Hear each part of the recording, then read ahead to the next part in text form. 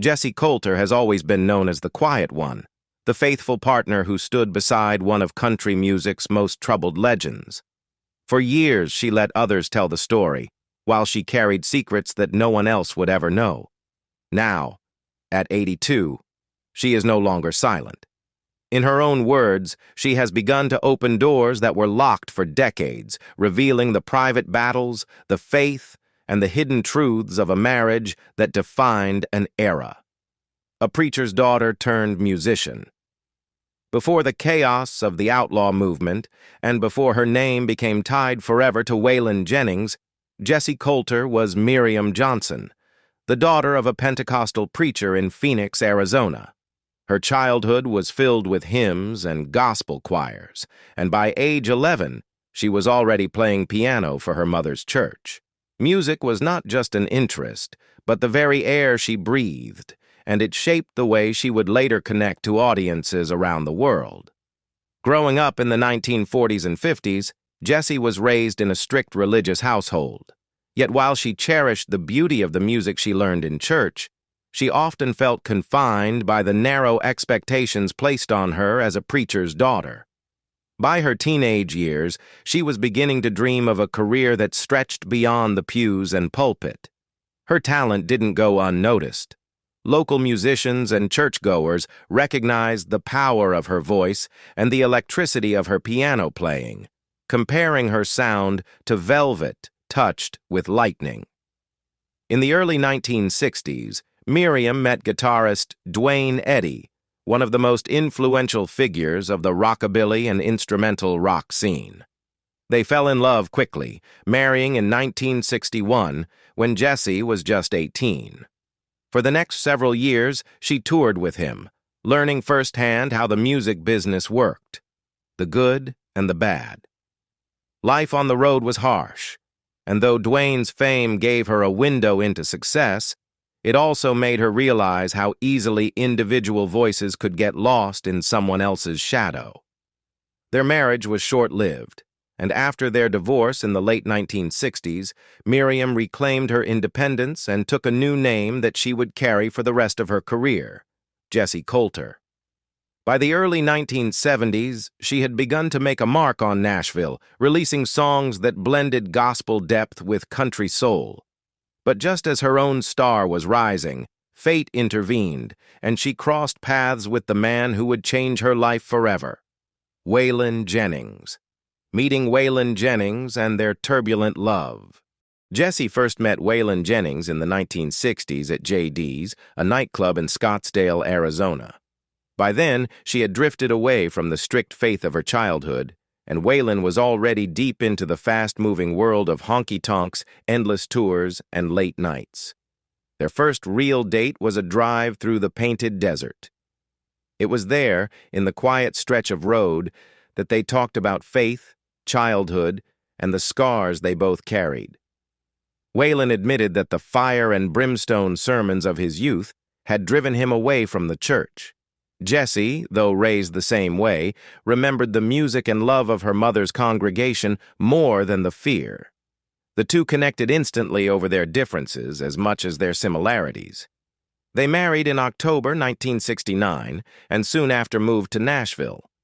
Jessi's parents surprised her with their acceptance of Waylon. Though he was already known for living recklessly, they adored him, understanding that their daughter had chosen her own path. Her mother never tried to lecture or change him, sensing that too much pressure would only push him further away. Their love, however, was not a simple story of devotion. Waylon was already entangled in drugs, alcohol, and the relentless demands of fame. Jessi entered his world with eyes open. She knew he was magnetic, talented, and adored, but also unpredictable and dangerous to himself.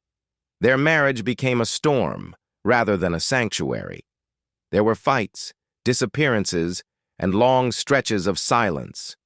At times, Jessi was left not knowing whether he was with another woman or if he would return at all.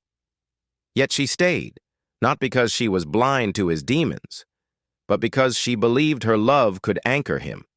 In her mind, if she left, he might fall completely. That belief kept her close, even through the worst nights. By 1975, Jessi released her breakout hit, I'm Not Lisa, a heartbreaking ballad about living in someone else's shadow. It reached #1 on the Billboard country chart, and audiences everywhere connected with her voice. But behind the success, the song reflected her own reality. As her career was just beginning to shine, she was already being defined publicly as Waylon's wife, the faithful woman who stood beside the outlaw. Addiction, chaos, and Jessi's silent burden. As Waylon's fame exploded in the mid-1970s, so too did his addictions. He became one of the central figures of outlaw country, a movement that rejected Nashville polish for raw honesty and defiance. To fans, he was a rebel king, stomping across stages in leather with a guitar slung low, larger than life. But Jessi saw the cost of that image in private. Behind closed doors, Waylon was fighting battles no one else could see.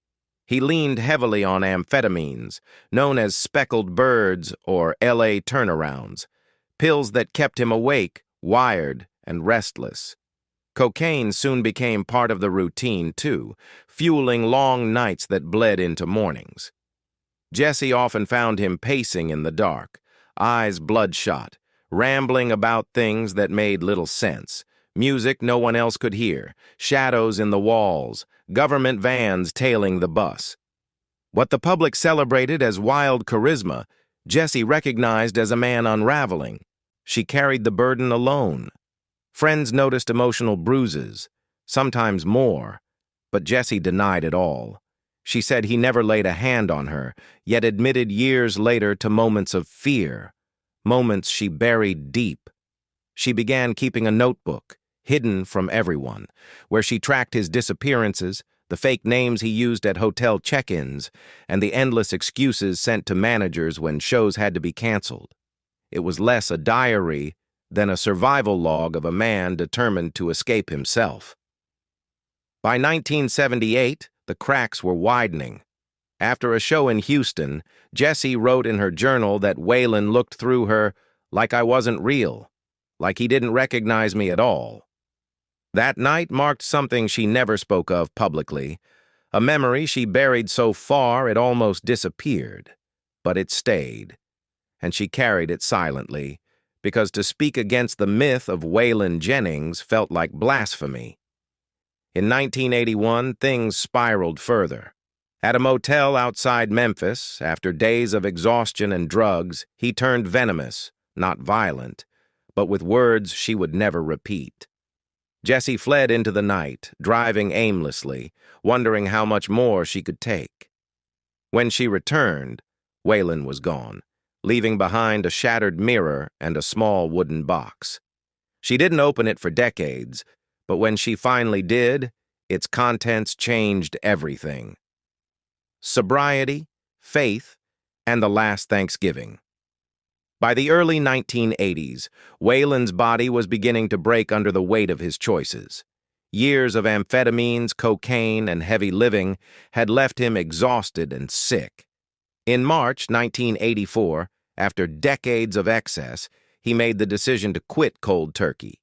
Jessi and Waylon rented a house in the Arizona desert, canceled his touring schedule, and faced the storm head-on.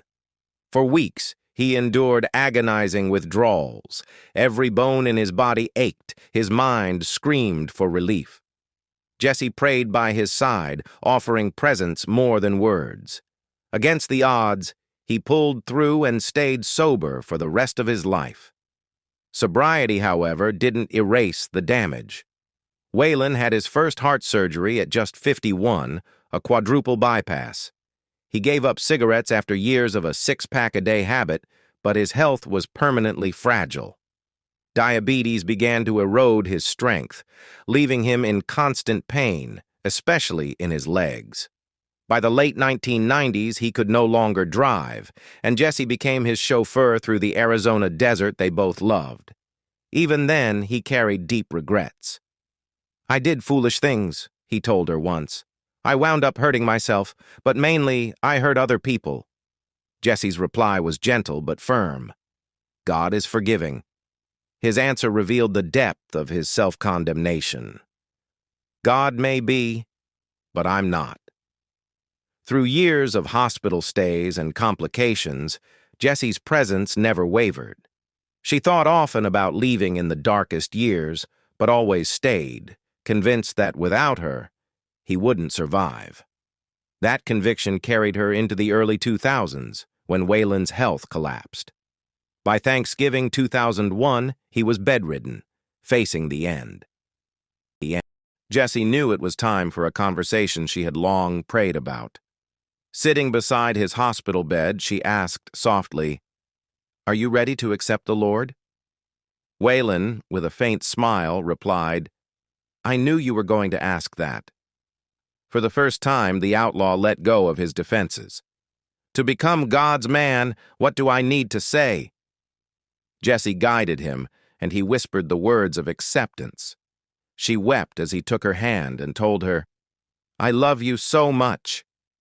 It was the most vulnerable moment of their marriage, the moment he found peace. That Christmas, surrounded by family, Waylon asked Jessi to play hymns on the piano, his voice quieter but filled with a new confidence. Not the swagger of the outlaw, but the assurance of a man who finally felt forgiven. Loss, silence, and the weight of secrets. On February 13th, 2002, Waylon Jennings passed away in their Arizona home. Jessi returned from a morning appointment to find him unresponsive in the living room. Paramedics rushed in, tried CPR, but it was too late. The outlaw, who had once seemed larger than life, was gone at only 64. For Jessi, the silence that followed was unbearable. She described it as a slow-moving train. No crash, no scream, just a hollow emptiness that swallowed the house and every song inside it. The public hailed her as the last woman standing of the outlaw era. Fans sent flowers, tributes poured in, and the world celebrated the legend. But Jessi's grief was not about the myth. It was about the man. She had lost the only person who fully understood the weight of what they had carried together. In the quiet of her home, she stopped playing piano for nearly a year. Even music, her lifelong refuge, sounded like a ghost. Then came reminders she couldn't ignore. In 2003, she received a letter in the mail with no return address. Inside was a photocopy of a photograph she had hidden away, a picture of Waylon standing outside a church with a stranger. The copy, however, showed something more.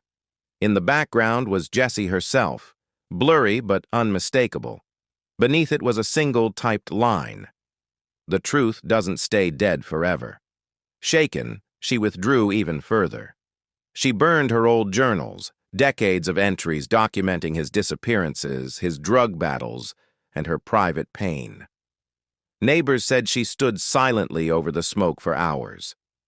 After that, she spoke less about the past and began shifting her language toward parables: mercy, forgiveness, silence.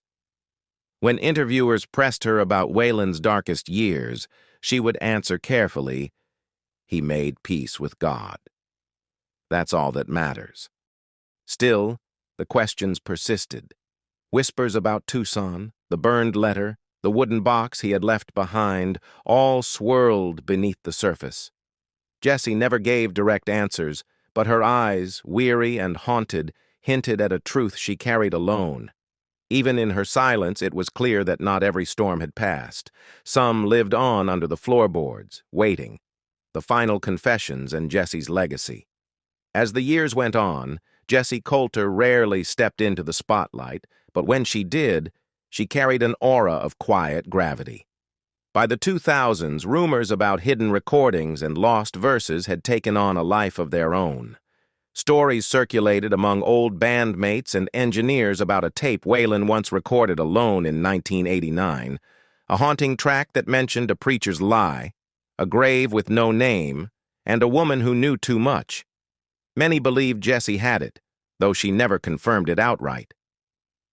In 2012, at a Q&A in Texas, someone finally asked her directly, "Did Waylon ever record a song about Tucson?" The room froze. Jessi looked down at her hands and, almost too softly to hear, said, "He recorded many things he never wanted the world to hear." She said nothing else, but the spark was lit again.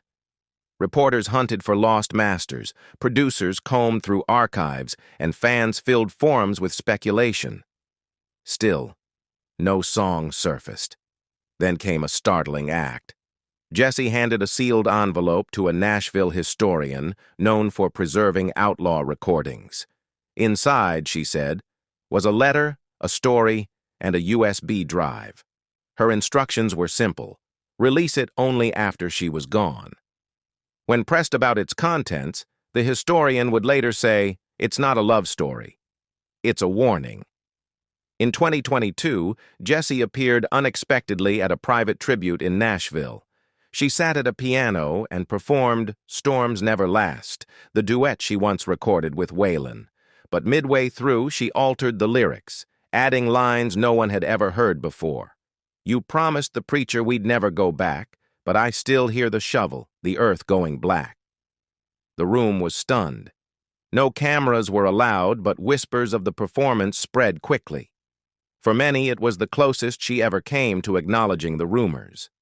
At 82, Jessi Colter remains a symbol of endurance, faith, and the heavy price of love. She lived through the fire of outlaw country, carried secrets that still unsettle those who hear them, and found her own peace in gospel hymns played softly in the dark. Her story is not just about standing beside Waylon Jennings. It is about surviving him, and finally, after decades, daring to speak. Jessi Colter's life is a reminder that even legends leave behind shadows, and sometimes the hardest truths are the ones carried in silence. What do you think? Should Jessi finally reveal everything she knows about those hidden years? Or has she already said enough in her own way? Let us know in the comments below, and don't forget to like and subscribe for more stories about the untold lives behind country music's greatest icons.